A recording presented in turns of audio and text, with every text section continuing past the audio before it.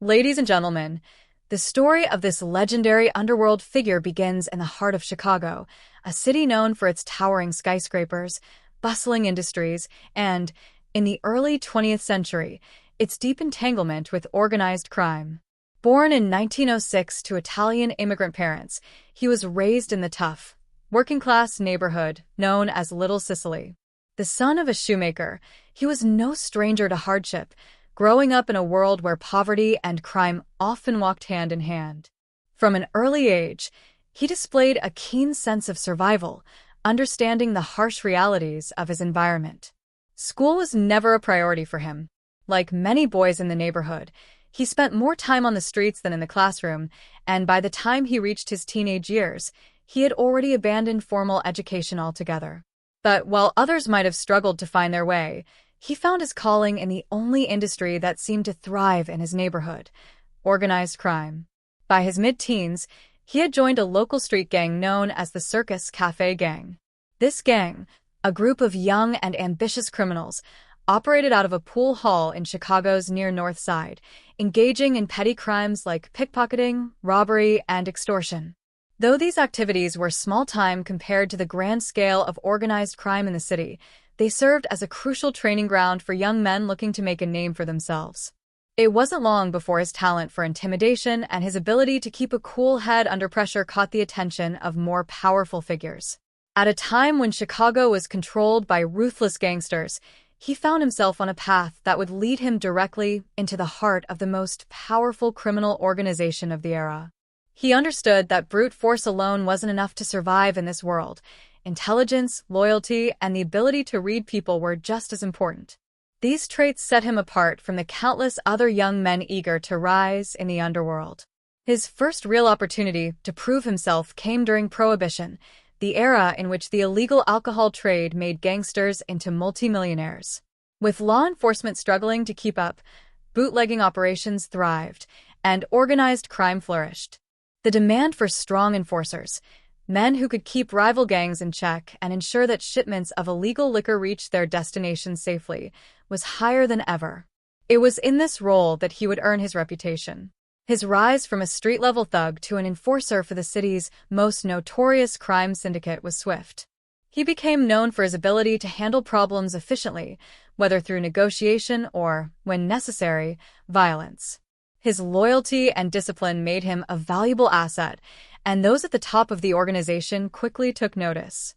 Unlike many of his peers, who relied solely on brute force, he possessed an understanding of strategy and discretion, traits that would serve him well in the years to come. As his reputation grew, so did his responsibilities.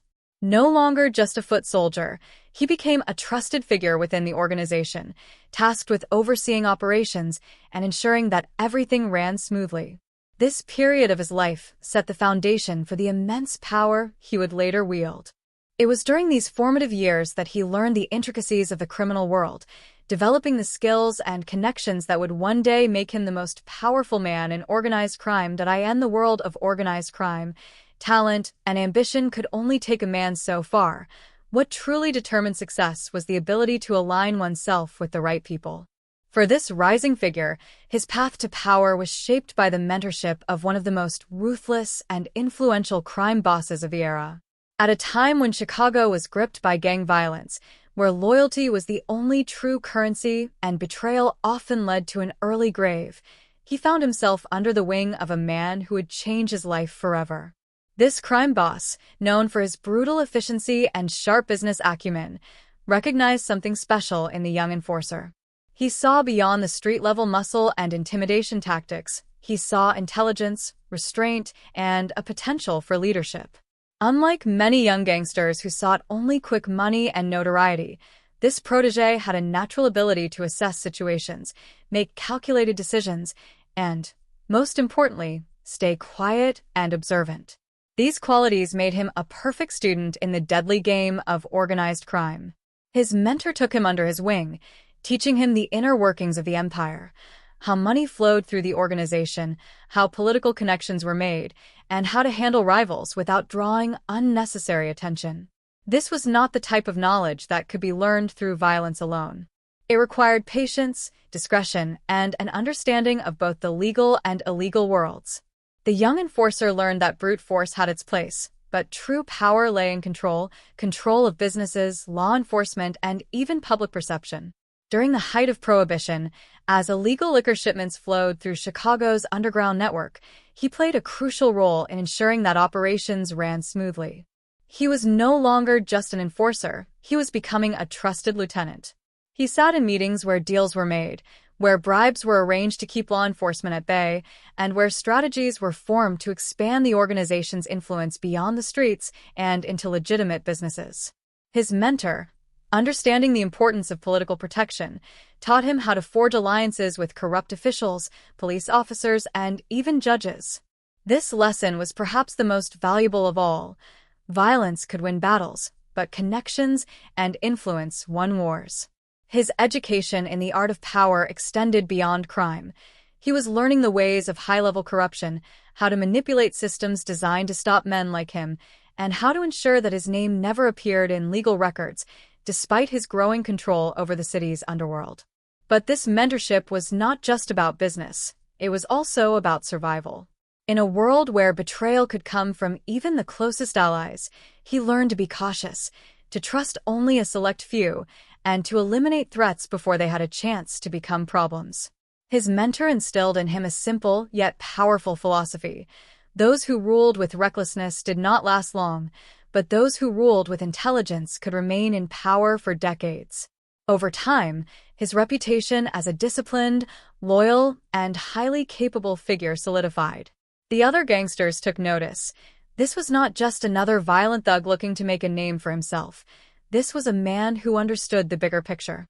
He had the patience to wait for the right moment and the wisdom to strike when it mattered most. As his mentor aged, the student was already becoming a master in his own right.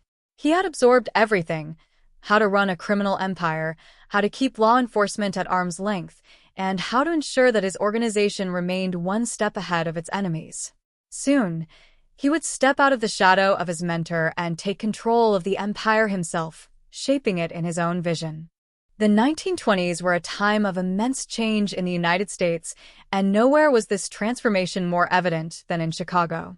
With Prohibition in full effect, the federal government had declared war on alcohol, banning its production, distribution, and sale. But rather than suppressing the demand for liquor, the ban only fueled a massive underground industry, making it one of the most lucrative illegal trades in history. This era provided the perfect opportunity for organized crime to thrive, and for those with the right combination of intelligence, ruthlessness, and strategy, it became the ultimate path to power. For the rising figure within the Chicago underworld, Prohibition was not just an opportunity, it was the foundation of his empire.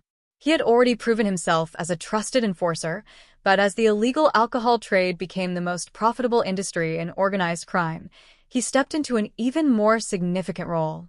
Bootlegging operations required more than just muscle. They required careful coordination, reliable distribution networks, and the ability to outmaneuver both law enforcement and rival gangs. During this time, he worked closely with high-ranking members of the organization, ensuring that shipments of liquor from Canada and other sources were successfully transported into Chicago. These shipments, often smuggled in hidden compartments of vehicles or carried across the Great Lakes on small boats, were worth a fortune. A single truckload of illegal whiskey could bring in thousands of dollars, and with speakeasies popping up on nearly every street corner, the demand was insatiable. One of his primary responsibilities was overseeing the protection of these operations. This included ensuring that shipments were not intercepted by authorities, negotiating with corrupt law enforcement officials, and dealing with rival gangs who sought to claim territory for themselves. At a time when gang warfare was rampant, every shipment had to be guarded carefully, and any mistake could result in massive financial losses, or worse, a bloody conflict that could cripple operations. But his role extended beyond simple enforcement. He was also involved in the strategic side of the business, working with key figures to expand their influence across the city. This meant bribing police officers, judges, and even politicians to turn a blind eye to their operations. Money flowed through the city like never before, ensuring that those in power remained loyal to the organization's interests. During this period, violence became an unavoidable part of the trade. As different gangs fought for control over Chicago's lucrative speakeasies and distribution routes, deadly conflicts erupted across the city. The infamous St. Valentine's Day Massacre in 1929 was a stark reminder of how brutal these wars could be. While he was never officially linked to this massacre, many believe he played a role in orchestrating such calculated attacks, ensuring that his organization maintained dominance. Despite the chaos, he remained composed and methodical, never allowing his emotions to dictate his decisions. He understood that prohibition was a temporary situation, one that offered incredible wealth but also significant risk. While some gangsters focused only on the immediate profits, he looked further ahead, considering how to expand the organization's power beyond bootlegging. He knew that the real key to long-term success was diversification, ensuring that when prohibition inevitably ended, the empire would continue to thrive. By the early 1930s, as the government moved closer to repealing prohibition, he had already positioned himself as a key figure within the organization. He had proven his ability to handle large-scale operations, navigate dangerous political landscapes, and eliminate threats with precision. While others in the underworld viewed prohibition as the height of their power, he saw it as merely the beginning of something much bigger. By the late 1920s, Chicago had become the epicenter of organized crime in America. Prohibition had turned the city into a battleground where rival gangs fought for control over the illegal liquor trade, and tensions between these factions had reached a boiling point. Among these conflicts, none was more infamous than the St. Valentine's Day Massacre of 1929, a brutal and highly orchestrated event that forever cemented the power of one criminal empire while wiping out key rivals. While his name was never officially connected to the massacre, many historians and crime experts believe he played a role in its planning and execution. At the time, he had already established himself as one of the most trusted enforcers in the organization, known for his ability to carry out high-level orders with precision. He was a man who believed in efficiency, preferring calculated strikes over reckless violence, and the massacre reflected a level of strategic brutality that was characteristic of his approach to eliminating threats. The massacre itself was the culmination of an escalating war between two of Chicago's most powerful gangs. On one side was his own organization, which dominated the illegal liquor market with ruthless efficiency. On the other was a rival faction led by an ambitious, but increasingly vulnerable gangster. The rivalry had already resulted in multiple assassinations and violent confrontations, but the massacre was designed to be the final blow, a decisive act that would end the conflict once and for all. On the morning of February 14, 1929, 7 men affiliated with the rival gang were gathered in a garage on North Clark Street, believing they were about to receive a large shipment of illegal whiskey. What happened next was one of the most infamous moments in American crime history. 4 gunmen, 2 of whom were dressed as police officers, entered the garage and ordered the men to line up against the wall. Thinking they were being arrested, the men complied without resistance. Seconds later, the gunmen opened fire, unleashing a hail of bullets from Thompson submachine guns and shotguns. When the smoke cleared, all 7 victims lay dead or dying in a pool of blood. The level of precision and deception in the massacre suggested careful planning by individuals who understood both the psychological and tactical aspects of organized crime. The use of fake police uniforms, the rapid and coordinated attack, and the sheer brutality of the execution all pointed to a highly disciplined operation. It was not the work of impulsive gangsters seeking revenge. It was a military-style strike, designed to send an unmistakable message. Opposition would not be tolerated. Although law enforcement launched an extensive investigation, no one was ever convicted for the massacre. The rival gang was left in ruins, its leader fleeing Chicago in fear for his life. Meanwhile, his organization emerged stronger than ever, consolidating its control over the city's bootlegging operations. Many in law enforcement suspected his involvement, but as always, there was no direct evidence linking him to the crime. In the years that followed, he continued to rise in power, using the lessons learned from the massacre to refine his approach to organized crime. He understood that open warfare attracted too much attention, and while violence would always be a tool of the trade, it had to be used strategically. The massacre had demonstrated the effectiveness of precise, well-planned eliminations over reckless street battles, and this philosophy would shape his leadership style in the years to come. With the elimination of key rivals and the consolidation of his organization's hold over Chicago's underworld, the stage was set for his rapid ascent to power. He had already proven himself as a capable enforcer, a trusted lieutenant, and a master strategist who understood the balance between violence and diplomacy. But now, with the old guard facing increasing legal troubles and internal pressures, a new generation of leadership was emerging, and he was at the forefront. Unlike many of his contemporaries who sought power through sheer brutality, he understood that true dominance required more than just muscle. His approach was methodical, calculated, and most importantly, long-term. While other gangsters spent their wealth recklessly and engaged in public displays of excess, he remained quiet, patient, and always thinking several moves ahead. This discipline set him apart from the volatile figures who had come before him. By the early 1930s, the federal government had intensified its crackdown on organized crime, with high-profile cases leading to the downfall of some of the most notorious crime bosses. Law enforcement had finally begun to adapt, using tax evasion charges, wiretaps, and financial investigations to dismantle criminal empires. While others were too arrogant to see the warning signs, he took these developments seriously. He carefully studied how law enforcement operated, understanding the mistakes that had led to the arrests of his predecessors. One of his greatest advantages was his ability to remain in the shadows. While his organization continued to dominate illicit industries, bootlegging, gambling, extortion, and later labor unions, he avoided drawing attention to himself. He cultivated a reputation as a businessman rather than a gangster, ensuring that no direct links could be made between him and the organization's illegal activities. This was a stark contrast to earlier crime bosses who openly flaunted their wealth and power, making themselves prime targets for government prosecution. As his influence grew, so did his responsibilities. He became the key decision-maker for major financial operations, ensuring that the organization's profits were properly laundered through legitimate businesses. He expanded into new territories, taking advantage of the decline of his rivals to seize control of lucrative enterprises. From nightclubs and speakeasies to construction companies and labor unions, his reach extended far beyond traditional criminal activities. His leadership style also reflected a significant shift in organized crime. Rather than relying on open warfare to settle disputes, he preferred negotiation, manipulation, and strategic alliances.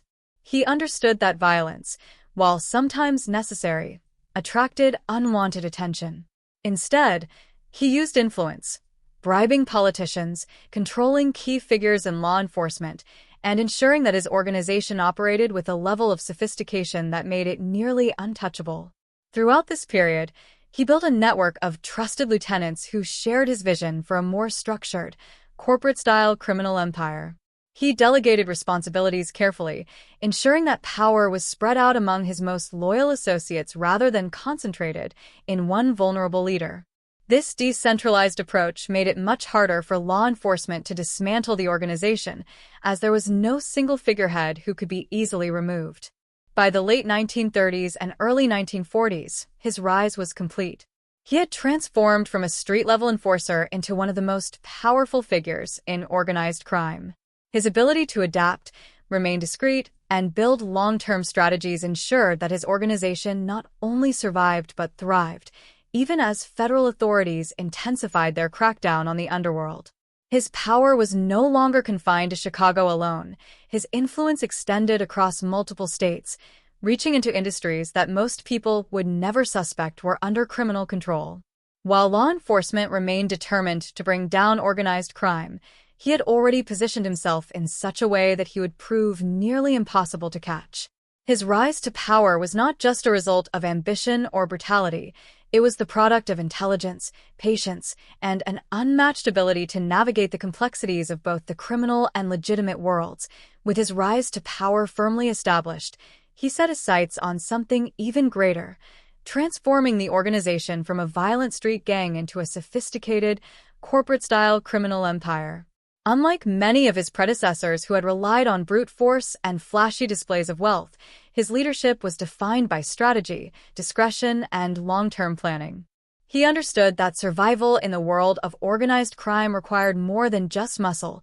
It required intelligence, adaptability, and a deep understanding of both the criminal underworld and legitimate business operations. Under his leadership, the organization expanded its influence far beyond bootlegging, which had been the dominant source of revenue during Prohibition. By the time the 1930s came to an end and Prohibition was repealed, many crime syndicates struggled to find a new source of income. But he had already anticipated this shift and had diversified operations well in advance. Gambling, labor unions, loan sharking, narcotics, and even investments in legitimate businesses became the new pillars of the empire. One of his most significant moves was seizing control of Chicago's gambling operations. Illegal gambling had always been a profitable venture, but under his leadership, it became a highly organized, multi-million-dollar industry. From underground casinos to bookmaking operations that handled bets on horse racing and sports, he ensured that his organization controlled every aspect of the gambling trade. He also extended these operations beyond Chicago, expanding into Nevada, Florida, and even parts of the East Coast. This level of expansion required more than just street-level enforcement. It required business acumen, political influence, and the ability to coordinate operations on a national scale. Labor unions became another powerful tool in his empire. By infiltrating unions in industries such as trucking, construction, and hospitality, he was able to exert enormous influence over legitimate businesses. This control allowed the organization to manipulate contracts, demand protection money, and secure no-show jobs for associates. More importantly, it gave him leverage over powerful corporations and politicians, ensuring that his interests were protected at the highest levels. Through careful maneuvering, he turned the unions into one of the most effective revenue streams for the organization, further solidifying its financial strength.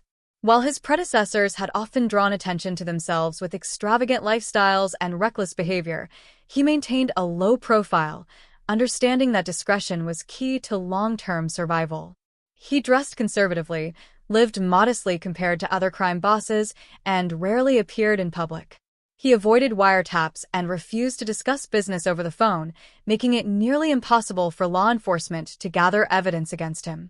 Unlike others who enjoyed the notoriety of being feared criminals, he preferred to be seen as a businessman, one who operated quietly, efficiently, and without unnecessary violence. However, this didn't mean he was unwilling to use force when necessary. His leadership style was built on a balance of diplomacy and intimidation. If someone threatened the organization's interests, they would disappear, either through carefully planned eliminations or strategic pressure that made them irrelevant. He didn't engage in reckless gang warfare, but when a message needed to be sent, it was delivered with precision. This calculated approach made it clear that while he preferred negotiation, he would not hesitate to act if pushed. His ability to manage relationships with politicians and law enforcement was another crucial aspect of his leadership. He understood that in order to maintain power, the organization needed protection at every level. Through a combination of bribery, blackmail, and strategic alliances, he ensured that key figures in government, police departments, and the judiciary were either on his payroll or too afraid to act against him. This network of influence allowed him to operate with near impunity, as investigations into the organization were often derailed before they could gain traction. By the 1940s and 1950s, his empire had evolved into one of the most powerful criminal syndicates in the country. He had transformed the organization from a violent bootlegging operation into a diversified criminal enterprise with ties to legitimate industries. His leadership style, focused on discipline, discretion, and long-term strategy, had ensured the organization's survival even as law enforcement increased its efforts to dismantle organized crime. His expansion efforts also extended into Las Vegas, where legalized gambling presented a golden opportunity for investment. Recognizing the potential, he funneled money into the construction of casinos, using his influence to secure control over operations without directly implicating himself.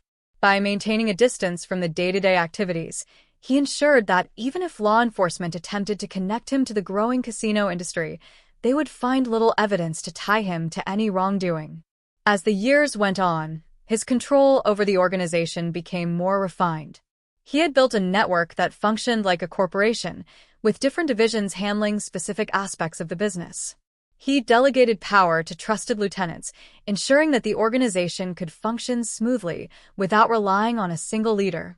This decentralized structure made it difficult for law enforcement to dismantle the syndicate, as removing one figure would not cripple the entire operation.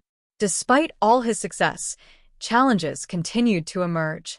Law enforcement agencies were becoming more sophisticated, using new surveillance techniques and financial tracking methods to uncover criminal activities. Rival organizations, both within Chicago and beyond, sought to challenge his dominance. The political landscape was also shifting, with government officials under increasing pressure to crack down on organized crime. Yet, through it all, he remained a step ahead, adapting to the changing environment while keeping his grip on power. In the dangerous world of organized crime, where law enforcement was constantly seeking ways to dismantle criminal empires, he proved to be one of the most elusive figures of his time. Unlike many of his predecessors and contemporaries who flaunted their wealth, engaged in reckless behavior, and left behind a trail of evidence, he operated with an unparalleled level of caution and intelligence. His ability to avoid arrest and major legal consequences for decades was a testament to his strategic thinking, discipline, and deep understanding of how both the criminal underworld and the legal system functioned. One of his key strategies for staying untouchable was his commitment to secrecy. While other crime bosses often relished in their public notoriety, he deliberately kept a low profile. He avoided the flashy lifestyles that had brought unwanted attention to other gangsters, never allowing himself to become a spectacle for law enforcement or the media. He rarely appeared in public without a purpose, ensuring that he did not attract suspicion. Unlike some of his contemporaries who were photographed at lavish parties or high-profile events, he understood that the more invisible he remained, the harder it would be for authorities to build a case against him. He also took extreme precautions in how he conducted business. He never discussed illegal activities over the phone, knowing that wiretaps were one of the most effective tools law enforcement used against organized crime. He relied on face-to-face meetings, often speaking in coded language, and using trusted intermediaries to relay messages. His ability to compartmentalize information ensured that no single associate had enough knowledge to implicate him directly, making it nearly impossible for investigators to connect him to criminal operations. Another key aspect of his strategy was his mastery of political and law enforcement corruption. He understood that true power was not just about controlling businesses or illicit enterprises, it was about controlling the very systems that were supposed to stop him. Over the years, he built an extensive network of corrupt officials, including police officers, judges, and politicians. Bribery was a key tool in his arsenal, allowing him to manipulate investigations, ensure favorable outcomes in court, and receive early warnings about law enforcement actions. Whenever law enforcement attempted to target his organization, they often found themselves met with dead ends. Witnesses refused to testify, evidence mysteriously disappeared, and cases fell apart due to lack of cooperation from key figures.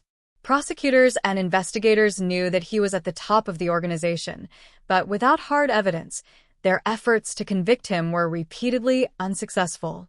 He had built an impenetrable legal shield around himself, making it nearly impossible for authorities to bring him down. His financial acumen also played a crucial role in avoiding law enforcement. He ensured that his organization's money was carefully laundered through legitimate businesses, making it difficult to trace illicit profits back to him.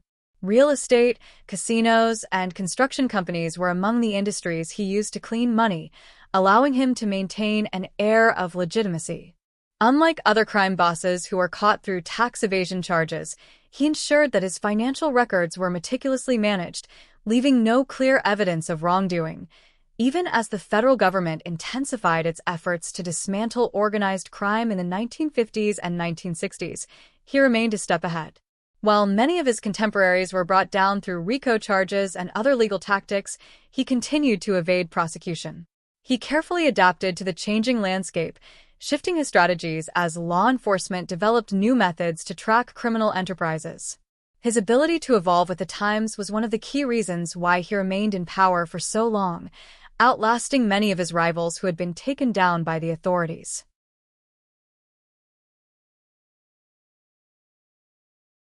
He also understood the importance of loyalty and trust within his organization. He surrounded himself with individuals who were not only competent, but also fiercely loyal. He instilled a culture of secrecy and discipline among his associates, ensuring that no one would betray him to law enforcement. Those who posed a risk were dealt with swiftly and decisively, reinforcing the idea that disloyalty was never an option. His ability to avoid arrest and major legal trouble for decades earned him a reputation as one of the most intelligent and strategic leaders in organized crime history. While others fell due to arrogance, recklessness, or lack of foresight, he remained untouchable. Law enforcement agencies spent years trying to build a case against him, but time and again, he slipped through their grasp, proving that in the world of organized crime, the smartest players were the ones who lasted the longest. By the mid-20th century, his grip over Chicago was absolute. He had transformed the organization from a violent bootlegging operation into a disciplined and highly profitable criminal empire that extended far beyond the city's borders. Under his leadership, the organization not only controlled Chicago's underworld, but also played a significant role in the larger network of organized crime across the United States. His influence stretched into gambling, labor unions, extortion, narcotics, and even legitimate businesses, making him one of the most powerful crime figures in American history. One of his key achievements was consolidating power in Chicago. Unlike previous generations of gangsters who engaged in reckless turf wars that brought unwanted attention, he maintained control through a combination of diplomacy, strategic partnerships, and calculated force. He understood that stability was the key to long-term success, and he made it clear that internal conflicts would not be tolerated. Any disputes within the organization were settled behind closed doors, ensuring that public violence did not attract unnecessary law enforcement scrutiny. His control over the city's labor unions was one of his most powerful tools. By infiltrating unions in industries such as trucking, construction, hospitality, and waste management, he secured a steady flow of income while also gaining leverage over major businesses and politicians. Companies that wanted to avoid strikes or labor disputes had no choice but to comply with his demands. This influence extended to large-scale infrastructure projects, allowing him to manipulate contracts and ensure that his organization received lucrative kickbacks. In addition to labor unions, he maintained a firm grip on Chicago's gambling operations. From illegal betting rings to underground casinos, his organization controlled every aspect of the city's gambling industry. He ensured that the profits were properly laundered through legitimate businesses, making it difficult for law enforcement to trace the money back to him. Unlike previous gangsters who relied on brute force to control gambling, he managed it like a business, ensuring that operations ran smoothly without unnecessary disruptions. His control wasn't limited to Chicago. He played a significant role in the National Crime Syndicate, a loose network of organized crime families that worked together to maintain order and maximize profits. While some crime families operated independently, he understood the importance of cooperation. He established strong relationships with powerful crime figures in New York, Las Vegas, Miami, and other major cities, ensuring that Chicago remained a key player in the national underworld. Las Vegas was one of the most critical expansion points for organized crime, and he recognized its potential early on. As casinos began to emerge in the Nevada desert, his organization invested heavily in the industry. While he maintained a low profile, his influence was felt in many of the major casino operations. Through frontmen and business partners, he ensured that his organization received a share of the profits without exposing himself to direct involvement. This strategy allowed his organization to benefit from the massive revenue streams generated by legal gambling while avoiding the intense law enforcement scrutiny that often came with it. He also understood the importance of maintaining influence over politicians and law enforcement officials. He used a combination of bribery, blackmail, and strategic alliances to ensure that his organization remained protected. Judges, police officers, and even elected officials were either on his payroll or too afraid to act against him. This level of political control made it extremely difficult for law enforcement agencies to build a strong case against him or dismantle his organization. His role in the national syndicate extended beyond business dealings. He was also involved in maintaining order within the criminal underworld. Whenever disputes arose between different factions, he often acted as a mediator, ensuring that conflicts were resolved without unnecessary bloodshed. This ability to balance diplomacy with authority earned him the respect of other crime figures, solidifying his position as one of the most influential leaders in organized crime. Even as law enforcement intensified its efforts to crack down on organized crime, he remained one step ahead. He adapted to changing legal tactics, ensuring that his operations were structured in a way that minimized his personal exposure. While other crime bosses were being arrested and convicted, he continued to operate in the shadows, making it nearly impossible for authorities to pin any major crimes on him. By the time the 1960s and 1970s arrived, his control over Chicago and his influence in the national syndicate remained strong. He had successfully transformed his organization into a powerful, multifaceted empire that extended into both criminal and legitimate enterprises. His ability to balance power, maintain secrecy, and avoid unnecessary conflict allowed him to remain one of the most dominant figures in organized crime, ensuring that his legacy would endure for decades to come. Despite being one of the most powerful crime figures in America, he lived a life that was starkly different from the stereotypical image of a gangster. While many of his contemporaries flaunted their wealth, surrounding themselves with luxury cars, extravagant parties, and high-profile social events, he took a more calculated approach. His philosophy was simple: real power came from staying out of the spotlight, not basking in it. He amassed an immense fortune through his vast network of criminal enterprises, but he never allowed himself to be seen as a flashy gangster. Instead of wearing loud, expensive suits and throwing lavish parties, he dressed conservatively, lived in well-manicured but modest homes, and conducted his business with the precision of a corporate executive. This low-key approach helped him avoid the attention of law enforcement, the media, and rival criminals who might see him as a target. One of his greatest strengths was his ability to hide his wealth in plain sight. While federal investigators spent years trying to link him to illegal activities, they often found themselves running into dead ends. His assets were carefully structured, with legitimate businesses serving as fronts for money laundering and investment. He owned restaurants, real estate, and various other enterprises that provided a legal explanation for his wealth. This made it nearly impossible for prosecutors to pin anything on him, as there was no clear paper trail leading back to criminal activity. Unlike many crime bosses who succumbed to the temptations of greed and recklessness, he maintained financial discipline. He understood that excessive spending or sudden displays of wealth could draw attention, so he kept his finances meticulously managed. Instead of making impulsive investments, he focused on long-term financial security, ensuring that his empire could continue generating revenue even if certain illicit operations were shut down by law enforcement. His influence wasn't just limited to the underworld, it extended into politics, business, and even law enforcement. Through a carefully cultivated network of corrupt officials, he ensured that his interests were always protected. He had connections in city government, police departments, and judicial offices, allowing him to steer investigations away from his organization and maintain control over key industries.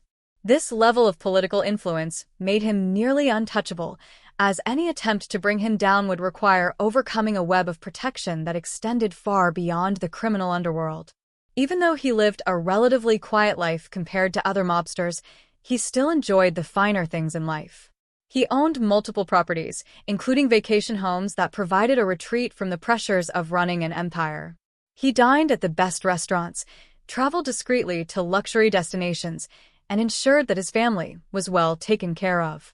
But unlike those who paraded their wealth, he ensured that his enjoyment of luxury remained private, avoiding unnecessary attention.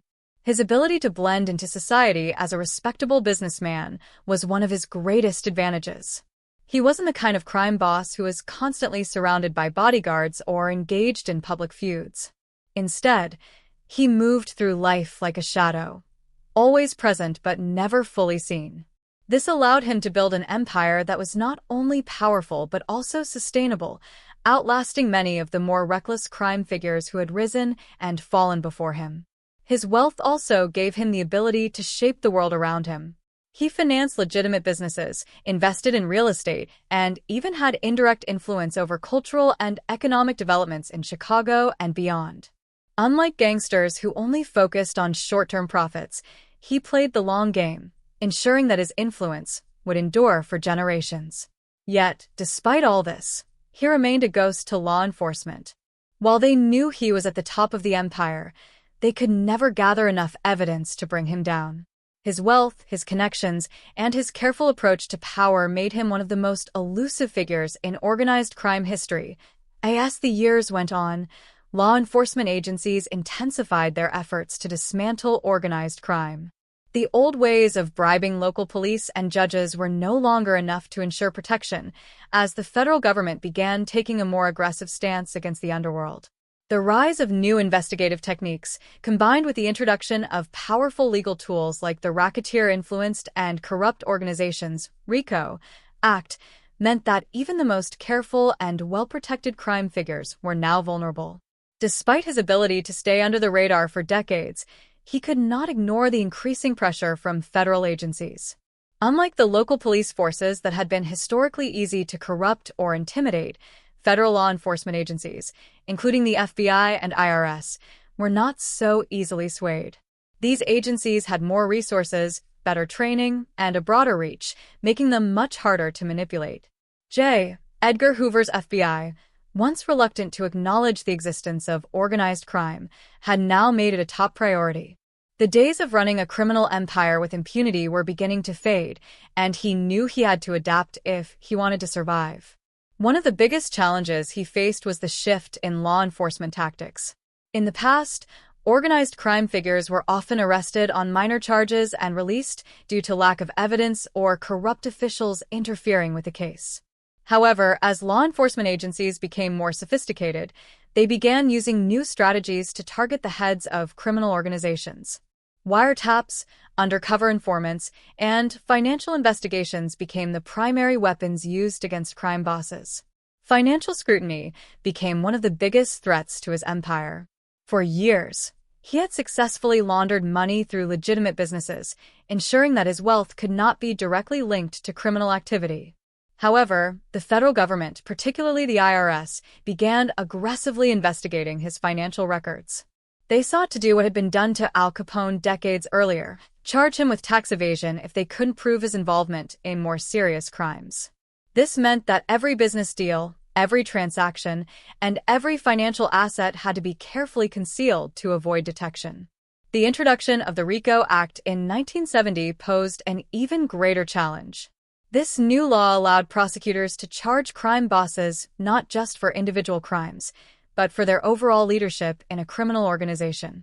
Previously, organized crime figures had been able to distance themselves from the illegal activities carried out by their subordinates, making it difficult for law enforcement to connect them to specific crimes. But with RICO, simply being in charge of a criminal enterprise was enough to face prosecution.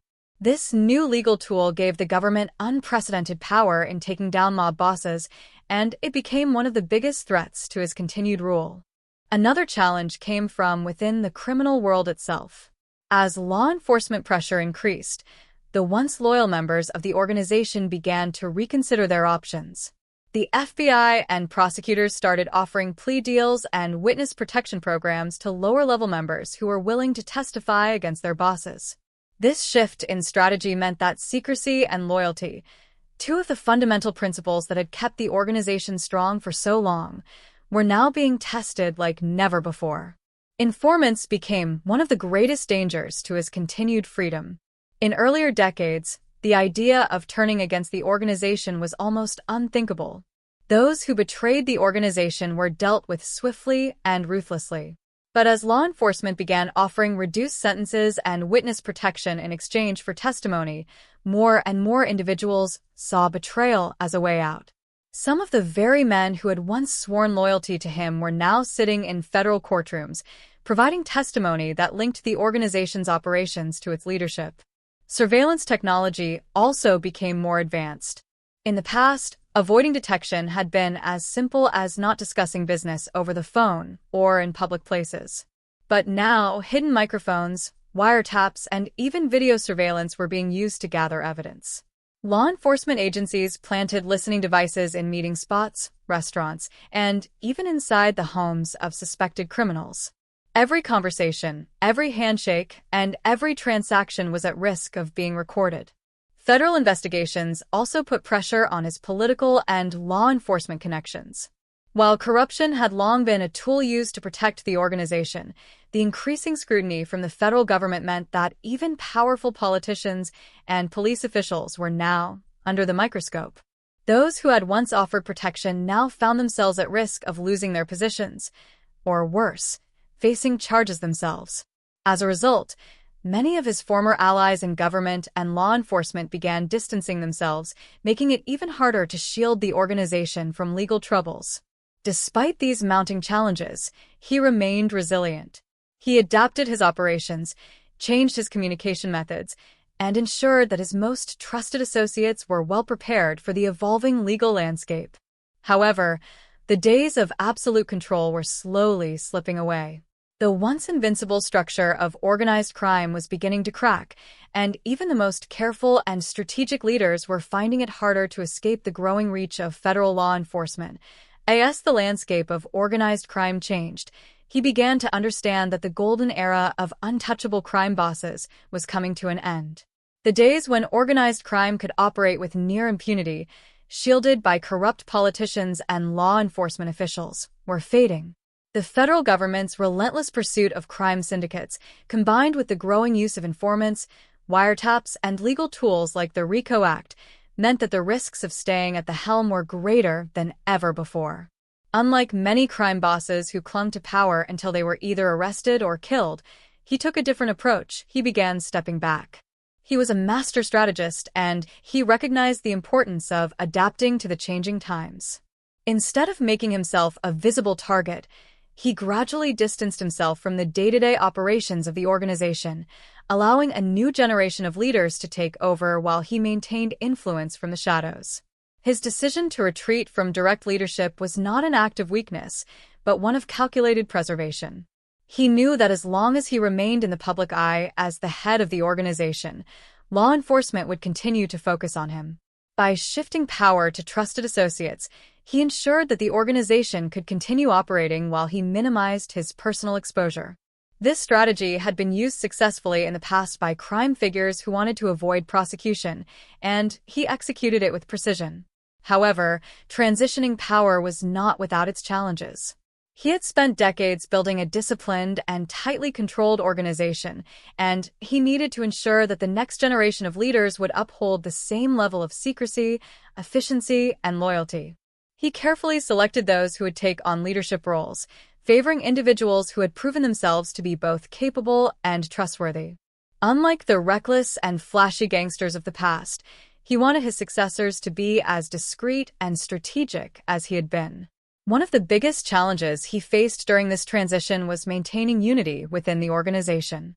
When a longtime leader steps back, there is always the risk of internal power struggles. Many crime families and organizations had crumbled due to infighting after a powerful boss either stepped down or was removed. He understood that internal conflicts could be just as dangerous as law enforcement pressure, so he made it clear that any disputes would be handled swiftly and decisively. He also ensured that the organization continued to evolve. The old ways of doing business, violent takeovers, visible intimidation, and open racketeering, were becoming increasingly risky. Law enforcement had adapted, and so too had the organization. Under his guidance, the group shifted toward more sophisticated and less visible operations. Investments in legitimate businesses, white-collar crimes, and even international ventures became more prominent. He knew that the key to survival was adaptation, and he ensured that his successors understood this principle. Despite his retreat from active leadership, he still maintained influence. He may not have been handling daily operations, but his words still carried weight. Decisions of great importance were often run by him, and his approval was still sought on critical matters. His experience, wisdom, and ability to navigate the treacherous waters of organized crime made him a respected figure even as he took a step back. He also took steps to protect himself from legal trouble in his later years. Unlike many of his contemporaries who spent their final years behind bars, he had carefully insulated himself from direct involvement in criminal activities. He ensured that there were no direct ties linking him to illegal operations, making it difficult for prosecutors to build a case against him. This level of foresight and discipline was rare among crime bosses, and it was one of the reasons why he remained free while so many others fell. As the years went on, he continued to live comfortably, enjoying the wealth he had accumulated over decades of careful planning and execution. While his role had changed, his influence was undeniable. He had built something that outlived many of its rivals, and his decisions in the later years of his life would shape the future of the organization long after he was gone. As time passed and he faded further from public view, the impact of his reign continued to be felt in the world of organized crime. His approach to leadership, his ability to balance violence with diplomacy, and his emphasis on secrecy set a new standard for how a crime syndicate should be run. Unlike many of his predecessors, who relied on brute force and flashy displays of power, he demonstrated that true control came from operating in the shadows, maintaining discipline, and avoiding unnecessary attention. His methods reshaped the very structure of organized crime. While earlier gangsters had drawn too much attention through public violence and flamboyant lifestyles, he proved that the most successful crime bosses were the ones who avoided the limelight. Under his leadership, the organization became more structured, more sophisticated, and more deeply entrenched in both legal and illegal enterprises. He emphasized long-term stability over short-term gains, ensuring that the organization could survive beyond his own lifetime. One of his most significant contributions to organized crime was his understanding of diversification. Many crime bosses before him had relied too heavily on a single source of income: bootlegging, gambling, narcotics, or extortion. This made them vulnerable to law enforcement crackdowns. He, on the other hand, ensured that his organization had multiple streams of revenue. From labor unions and legitimate businesses to illegal gambling and loan sharking, he created an empire that could adapt to changing times. This strategy allowed his organization to remain profitable even when certain criminal enterprises became too risky or unprofitable. His ability to integrate organized crime into the legitimate economy was another lasting aspect of his legacy. Unlike the old-school gangsters who focused solely on illicit activities, he understood the importance of investing in legal businesses. Real estate, construction, hospitality, and even entertainment industries all became part of his network. By blending legal and illegal ventures, he made it incredibly difficult for law enforcement to untangle the web of his financial empire. This blueprint would be followed by future crime bosses who sought to create organizations that could withstand government scrutiny. Another crucial aspect of his legacy was his emphasis on internal discipline. Many organized crime syndicates had fallen apart due to reckless behavior, betrayal, or internal conflicts. He maintained a strict code of conduct within his organization, ensuring that members understood the consequences of disloyalty and incompetence. He valued professionalism, secrecy, and efficiency, and those who failed to uphold these standards were swiftly removed. This level of control prevented the kind of internal chaos that had weakened other criminal groups. Even after stepping back from active leadership, his name carried weight. Law enforcement continued to monitor his activities, but they could never directly link him to any major crimes. His successors followed his methods, ensuring that the organization remained strong even as the world around them changed. Unlike many other crime bosses who left behind organizations that collapsed soon after their departure, his influence ensured that the syndicate he helped build would endure for decades. He also left a lasting mark on the national landscape of organized crime. He had been a key figure in the syndicate that linked various crime families across the country, helping to establish a level of cooperation and organization that had not existed in previous decades. This network of alliances allowed for smoother operations, reduced conflicts, and increased profits. Future generations of crime leaders would continue to operate under this model, recognizing the power of cooperation over reckless rivalries. His story serves as a blueprint for how organized crime could thrive in an era of increasing law enforcement scrutiny. While many mobsters of his era ended up in prison or met violent ends, he remained free, wealthy, and in control until the very end. His ability to evolve with the times, adapt to new challenges, and maintain order within his empire made him one of the most successful and enduring figures in the history of organized crime.